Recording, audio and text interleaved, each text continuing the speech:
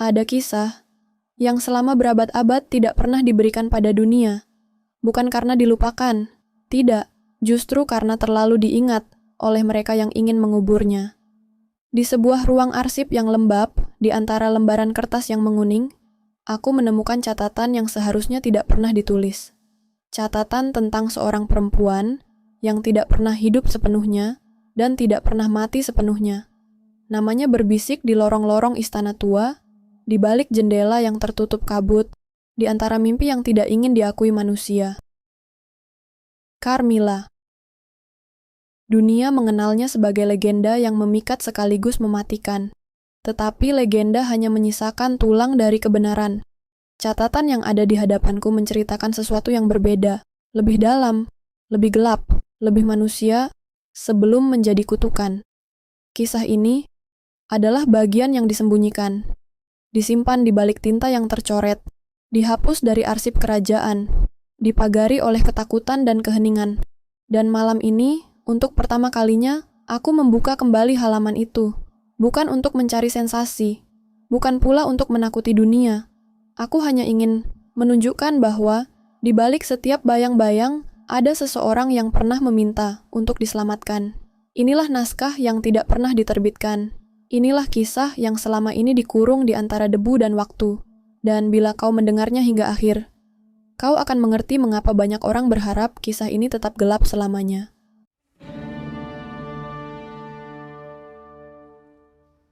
Sebelum dunia mengenalnya sebagai bisikan yang berjalan tanpa bayangan, ia pernah menjadi manusia. Seorang gadis muda yang hidup di antara dinding-dinding megah keluarga Karnstein. Istana itu tampak indah dari kejauhan. Namun dari dalam, keindahannya hanya topeng tipis, yang menahan retakan yang tidak pernah diperbaiki. Mircalla. Begitulah nama yang diberikan kepadanya. Nama yang lembut, tetapi masa kecilnya jauh dari kelembutan. Ia tumbuh di aula yang diterangi lilin, namun hatinya diliputi cahaya yang semakin meredup. Di setiap pesta bangsawan, di balik gaun sutra dan perhiasan mahal, ada bisikan yang menegangkan udara. Kutukan keluarga, rahim yang tidak pernah melahirkan akhir yang bahagia. Banyak yang percaya keluarga Karnstein membawa warisan darah yang tidak boleh disentuh, sebuah garis keturunan yang terlalu sering kehilangan anak perempuan, terlalu sering diselimuti tragedi tanpa sebab yang jelas. Mircalla tumbuh dengan segala kemewahan, tetapi kemewahan itu tidak pernah membuatnya aman. Di usianya yang masih sangat muda, ia telah melihat lebih banyak kematian daripada yang seharusnya dialami seorang anak. Kadang, di tengah malam, ketika semua pintu istana terkunci, ia mendengar langkah kaki yang tidak pernah terlihat wujudnya. Langkah yang mengikuti, mengawasi, dan seakan tahu setiap detak jantungnya. Ia sering terbangun dengan mimpi yang sama. Mimpi tentang seorang perempuan pucat yang berdiri di ujung ranjangnya, dengan tatapan yang tidak pernah ia pahami. Namun yang paling mengganggu bukanlah mimpi itu, melainkan rasa damai yang justru ia dapatkan setelah melihat sosok itu. Seolah sejak kecil, jiwanya sudah dipilih, ditandai, disiapkan. Orang-orang istana tahu, pelayan tua tahu, bahkan ibunya tahu. Namun tak satu pun berani mengatakan apapun, karena di keluarga Karnstein ada rahasia yang lebih tua dari darah mereka. Rahasia yang diwariskan tanpa suara. Rahasia yang menunggu generasi berikutnya untuk dikorbankan. Dan tanpa ia sadari, Mircalla adalah generasi itu. Ia hidup dalam dunia yang menolak menjelaskan apapun. Keheningan menjadi guru pertamanya. Ketakutan menjadi teman yang tidak pernah pergi. Tetapi di balik kesunyiannya, ada sesuatu yang tidak biasa. Sesuatu yang membuat orang dewasa menjaga jarak darinya. Sejak kecil, ia bisa merasakan emosi orang lain tanpa kata-kata. Ia tahu kapan seseorang berbohong. Ia tahu kapan seorang pelayan sedang menangis di balik pintu tertutup. Ia tahu kapan sebuah hati hancur meski wajah tetap tersenyum. Kemampuan itu adalah karunia bagi seseorang yang ingin memahami dunia. Namun bagi Mircalla, itu adalah kutukan yang membuatnya semakin terisolasi. Di usianya yang menginjak dewasa, ketenangan itu berubah menjadi kegelisahan. Ia mulai melihat sesuatu yang tidak terlihat oleh orang lain. Bayangan yang berdiri lebih lama daripada tubuh yang menimbulkannya. Refleksi di cermin yang tidak sepenuhnya mengikutinya. Ia bertanya pada ibunya, Namun sang ibu hanya menjawab dengan pelukan yang terlalu erat, seakan ingin menahan waktunya. Seakan tahu bahwa waktu itu hampir habis. Karena yang menunggu Mircala bukan masa depan, melainkan takdir. Takdir yang telah menelan semua perempuan Karnstein sebelumnya. Takdir yang tidak dapat dihindari, meski ia belum tahu namanya. Dan malam-malam itu, yang tadinya hanya dipenuhi mimpi samar, mulai berubah. Sesuatu memanggilnya. Sesuatu yang tidak berasal dari dunia manusia. Sesuatu yang telah menandainya sejak ia membuka mata pertama kali. Dan itulah awalnya. Awal sebelum kegelapan menjadi satu-satunya rumah yang ia miliki.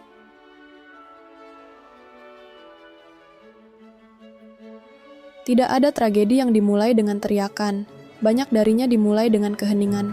Dan malam itu, keheningan menjadi penanda bahwa hidup Mircala tidak akan pernah sama lagi. Ia baru menginjak usia yang seharusnya dipenuhi tawa dan harapan.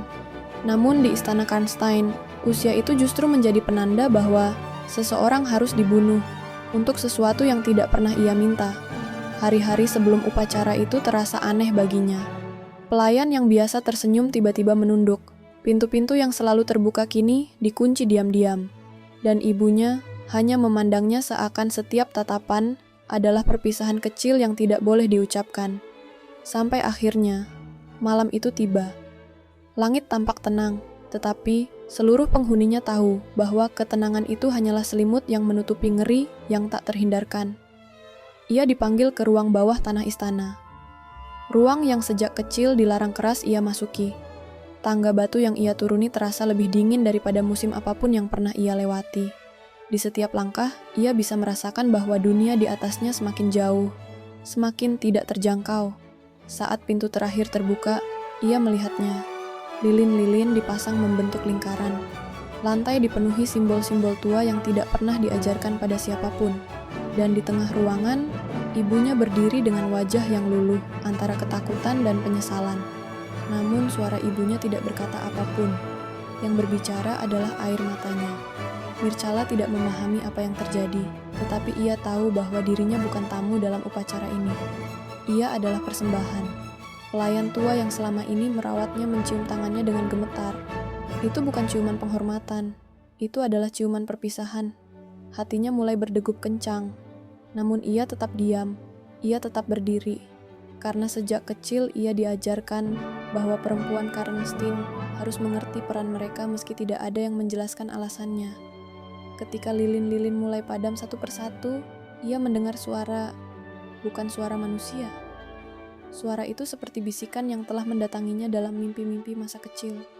Namun kini lebih jelas, lebih dekat, lebih lapar. Dan barulah ia menyadari bahwa suara itu mengenalnya sejak dulu, sejak sebelum ia mengenal dirinya sendiri. Ibunya melangkah mendekat, tangannya dingin, namun penuh cinta yang patah. Dengan suara bergetar, ia membisikkan sesuatu yang akan menghantui Mircala selama berabad-abad. Maafkan kami, karena kamu lahir pertama.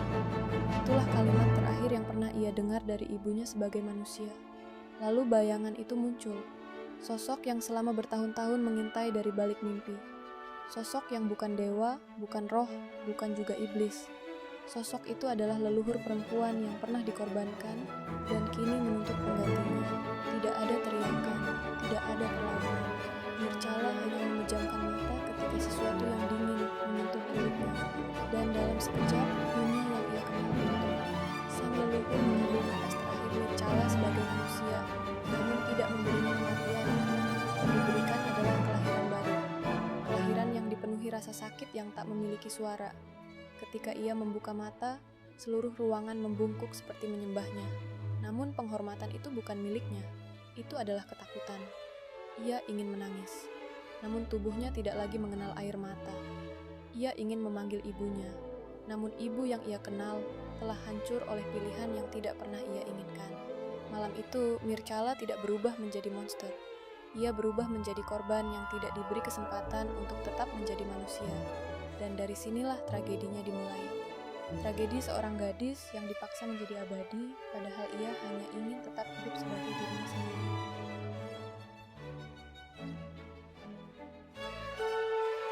Setelah malam upacara itu, Mircala tidak mati. Tetapi ia juga tidak hidup seperti manusia manapun. Ia meninggalkan istana Karnstein tanpa perpisahan, tanpa rumah, tanpa masa depan. Yang ia miliki hanya tubuh baru dan rasa haus yang belum ia mengerti. Ia berjalan sendirian melintasi dataran Eropa, seperti bayangan yang tidak punya tujuan. Namun selama perjalanan, ia menyadari sesuatu. Semua kenangan manusiawinya masih ada, masih hidup, masih menyakitkan. Dan dengan kenangan itu, datang pula empati yang tidak seharusnya dimiliki oleh makhluk sepertinya. Karena walau tubuhnya abadi, hatinya tetap rapuh. Selama puluhan tahun, Carmilla mengamati dunia tanpa benar-benar menjadi bagian darinya. Ia melihat Eropa berubah, melihat kerajaan tumbang, melihat manusia berperang demi hal-hal yang tidak akan diingat 50 tahun kemudian. Ia menyaksikan perempuan muda dipaksa menikah dengan pria 2 kali usianya. Ia mendengar jeritan yang disembunyikan di balik dinding rumah bangsawan. Ia melihat bagaimana para korban tidak pernah mendapat keadilan. Dan dari situlah ia mulai memilih. Ia tidak menyerang mereka yang bahagia. Ia tidak memburu mereka yang tidak bersalah. Ia mendekati perempuan-perempuan yang menderita, yang kesepian, yang terperangkap, yang tidak pernah dipercayai dunia. Ia tidak datang sebagai pembunuh, tidak sebagai pemangsa. Ia datang sebagai pelindung pertama. Dan hanya pada detik terakhir, ia berubah menjadi kutukan yang tidak bisa ia lawan. Rumor tentang wanita gelap yang membawa kematian manis mulai beredar di kalangan bangsawan Eropa. Namun tak seorang pun tahu bahwa kematian itu seringkali lebih lembut daripada hidup yang dijalani korban. Gereja memanggil para pemburu. Kerajaan-kerajaan kecil membangun komite rahasia. Mereka percaya bahwa vampir perempuan adalah ancaman yang harus dimusnahkan. Namun, mereka tidak tahu bahwa Carmilla bukan satu-satunya. Beberapa bangsawan bahkan mencoba memanfaatkan legenda dirinya demi kekuasaan. Mereka memburu perempuan muda, mengklaim tanda-tanda vampir, lalu mengeksekusi mereka untuk menciptakan ketakutan yang bisa mereka kendalikan. Carmilla menyaksikan kejahatan-kejahatan itu tanpa bisa menghentikannya. Karena setiap kali ia mencoba, dunia justru semakin takut pada keberadaan dirinya. Dan rasa bersalah itu, rasa bersalah karena tidak bisa menyelamatkan siapapun, mulai menjadi belenggu abadi di hatinya. Lama-kelamaan, ia berhenti mencoba memahami dunia manusia. Karena dunia itu tidak pernah berniat memahami dirinya. Ia mulai bersembunyi, berpindah dari satu kota ke kota lain, muncul di pesta aristokrat sebagai tamu misterius yang tidak pernah terlihat saat siang hari. Di setiap tempat, ia hanya tinggal beberapa minggu, kadang hanya beberapa hari. Karena meski ia ingin merasakan sedikit saja kehangatan kehidupan, manusia selalu bereaksi dengan sesuatu yang lebih kuat daripada cinta, takut, dan ketakutan manusia, lebih dari apapun, selalu meminta darah. Namun di balik bayang-bayang itu, ada alasan mengapa ia bertahan begitu lama. Alasan mengapa ia terus mengembara, meski dunia menolaknya. Ia sedang mencari seseorang yang bisa menghentikan rasa hausnya. Seseorang yang bisa mengisi kekosongan di tubuh abdinya. Seseorang yang tidak ia temukan meski telah menatap ribuan wajah. Dan pencarian itulah yang akhirnya membawanya ke satu nama. Satu takdir. Satu perjumpaan yang akan mengubah seluruh kisahnya. Namun sebelum itu terjadi, Eropa hanya mengenalnya sebagai bayangan.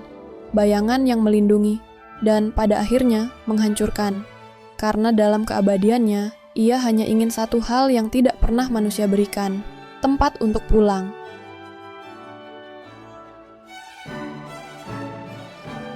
Ada satu kisah yang mencoba kuhapus dari seluruh catatan ini.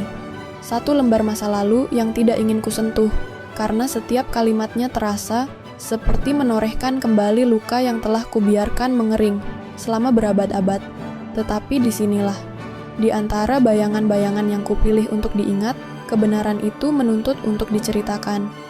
Kisah tentang cinta pertama Carmilla, cinta yang datang jauh sebelum Laura, cinta yang tidak pernah ditemukan siapapun, cinta yang hanya hidup dalam catatan yang kusimpan paling dalam, catatan yang seharusnya tidak pernah dibaca dunia.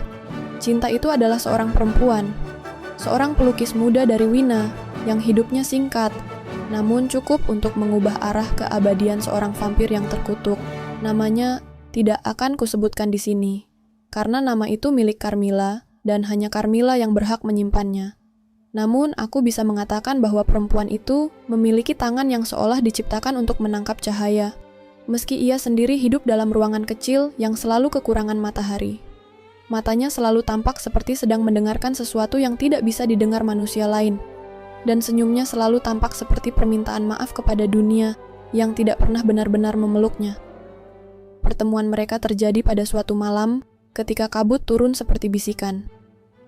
Carmilla menyelinap ke Wina untuk sebuah urusan kecil. Namun, malam itu ia menemukan sesuatu yang bahkan sang abadi pun tidak bisa prediksi. Perempuan itu sedang melukis di balkon sempit penginapannya, di bawah cahaya bulan yang pecah-pecah.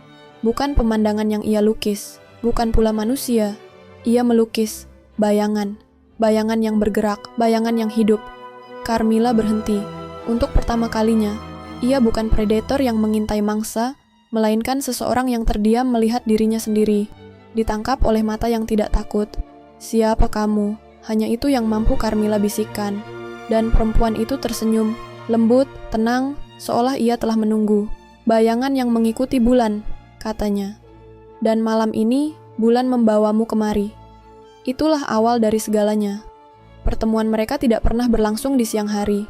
Selalu tengah malam. Selalu di balkon sempit itu, atau di ruang kecil yang dipenuhi aroma cat minyak dan kertas yang menguning oleh lilin. Pelukis itu tidak pernah bertanya mengapa Carmilla tidak muncul saat matahari. Ia tidak bertanya mengapa kulit Carmilla terasa dingin bahkan di musim panas. Ia hanya berkata, "Tak apa, banyak hal di dunia ini yang tak perlu dipaksa untuk dijelaskan." Dan Carmilla, untuk pertama kalinya merasa diterima tanpa syarat, tanpa takut, tanpa perlawanan. Perempuan itu mulai melukis dirinya. Tetapi lukisan itu tidak pernah selesai. Setiap kali ia melukis mata Carmilla, ia selalu menghapusnya kembali. Bukan karena salah, bukan karena takut, tetapi karena ia berkata, "Matamu menyimpan terlalu banyak cerita. Jika aku melukisnya, aku harus siap membacanya." Dan, "Aku takut aku belum siap." Carmilla tidak pernah menjawab. Ia hanya kembali malam berikutnya. Malam demi malam, ikatan itu tumbuh. Bukan seperti vampir dan mangsanya, tetapi seperti dua jiwa yang menemukan rumah di dalam satu sama lain. Carmilla tidak menghisap darahnya. Tidak pernah, karena ini bukan perburuan. Ini adalah sesuatu yang bahkan Carmilla tidak tahu bagaimana menyebutnya. Dan kemudian, seperti semua kisah indah yang tidak diizinkan dunia untuk bertahan, tragedi itu datang dalam bentuk yang paling kejam. Perburuan vampir yang haus kemuliaan menghancurkan Wina malam itu. Bukan karena mereka tahu tentang Carmilla, tetapi karena mereka ingin membuktikan keberanian kepada kota yang ketakutan oleh gosip dan bayangan. Mereka menyerbu rumah-rumah. Mereka membakar penginapan-penginapan tua. Dan ketika mereka menemukan perempuan muda itu di ruang kerjanya yang dipenuhi lukisan bayangan, mereka menuduhnya bersekutu dengan makhluk malam. Ia mati bukan karena Carmilla. Ia mati karena kekejaman manusia. Dan ketika Carmilla tiba, ketika ia melihat tubuh yang dulu hangat itu tergeletak dalam dingin yang tidak adil, sesuatu dalam dirinya pecah, patah, menyala dengan kepedihan yang tak mungkin padam. Malam itu, untuk pertama kalinya, Carmilla membenci manusia bukan karena darahnya, tetapi karena kejamnya mereka terhadap sesuatu yang tidak pernah mereka coba pahami. Lukisan yang tidak pernah selesai itu ditemukan dengan goresan terakhir. Goresan yang tampaknya ditulis di antara napas terakhirnya. Sebuah kalimat kecil di sudut kanvas, "Aku melihatmu lebih jelas dalam gelap." Carmilla menyimpan lukisan itu hingga sekarang. Catatan tentang pelukis itu tidak pernah dipublikasikan, tidak pernah ditinggalkan untuk dibaca dunia. Dan ketika aku menulis bagian ini, aku mengerti alasannya. Carmilla bukan monster yang lahir dari kegilaan. Ia adalah puing dari sebuah cinta yang dihancurkan manusia sebelum ia sempat hidup.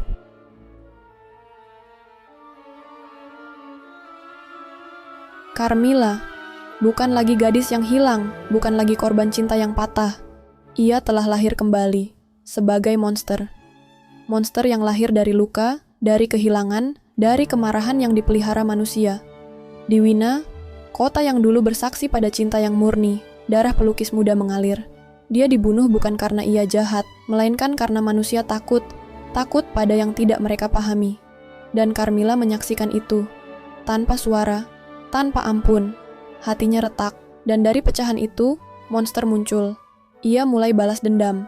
Bukan sembarangan, bukan tanpa arah. Setiap rumah, setiap gang sunyi di Wina menjadi panggung keadilan yang keliru. Para pemburu vampir dikirim oleh gereja dengan rasa suci, menemukan diri mereka dikejar, dibingungkan, dipecah oleh paranoia yang Carmilla tanamkan dalam mimpi mereka. Namun tragedi yang lebih besar menimpa. Manusia tak berdosa, ikut terbunuh karena ketakutan dan keyakinan buta. Carmilla melihatnya, tapi ia tidak menyesali tindakannya, karena setiap kematian adalah pengingat bahwa manusia juga bisa menjadi monster, bahkan tanpa taring. Perburuan terus berlanjut, namun Carmilla itu selalu selangkah lebih maju. Para pemburu mulai saling curiga, saling menuduh, dan pada akhirnya membunuh satu sama lain. Carmilla menonton, tidak dengan kebencian, tapi dengan kepastian dingin. Dunia yang telah membunuh orang yang dicintainya kini membayar harga. Dan kemudian ada Karnstein. Bukan target awal, bukan pemicu utama, tetapi sisa keluarga itu yang bertahan di reruntuhan kastil yang terlupakan, menjadi akhir dari tragedi antar generasi. Carmilla tahu, selama Karnstein masih ada, akan selalu ada Carmilla lain. Jiwa yang akan menderita, yang akan kehilangan cinta dan kemanusiaannya. Dengan elegan dan tanpa belas kasihan, ia menutup lingkaran itu.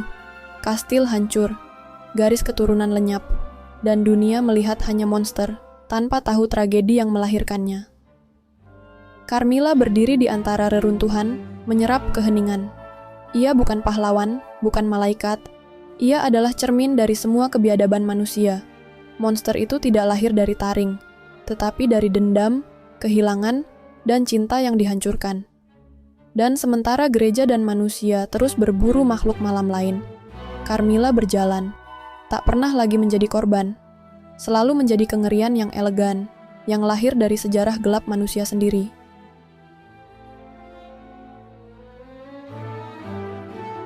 Semua cerita ini tidak pernah dimaksudkan untuk didengar oleh dunia. Carmilla, monster yang lahir dari cinta dan kehilangan, monster yang membalaskan dendam atas ketidakadilan manusia, monster yang menutup tragedi antar generasi Karnstein. Ia berjalan di dunia yang tidak siap memahami, dan dunia itu tetap memburu. Manusia selalu ingin memisahkan baik dan jahat, menyederhanakan dunia menjadi hitam dan putih. Tetapi, sejarah tidak sederhana. Monster itu bisa menjadi cermin bagi manusia sendiri, dan manusia bisa menjadi monster yang lebih kejam daripada makhluk malam. Karnstein hancur, gereja terus berburu, dan banyak yang tak berdosa telah pergi. Tetapi monster itu tetap berjalan, tak terlihat, hanya meninggalkan bayangan dan rasa takut. Carmilla bukan sekadar kutukan. Ia bukan sekadar legenda yang menakutkan anak-anak atau cerita yang dibacakan di malam gelap. Ia adalah cermin kekejaman manusia dalam sejarah. Sebagian catatan tentangnya tetap hilang, sebagian dibakar, dan sebagian hanya tersisa dalam cerita ini. Karena dunia belum siap memahami sisi lain Carmilla. Dan seperti itulah, tragedi dan kemarahan yang membentuknya tetap tersembunyi dalam bayangan sejarah, menunggu mereka yang berani melihat ke dalam kegelapan, dan menyadari bahwa monster terkadang lahir, bukan dari kegelapan, tapi dari cinta yang dihancurkan dan dunia yang kejam.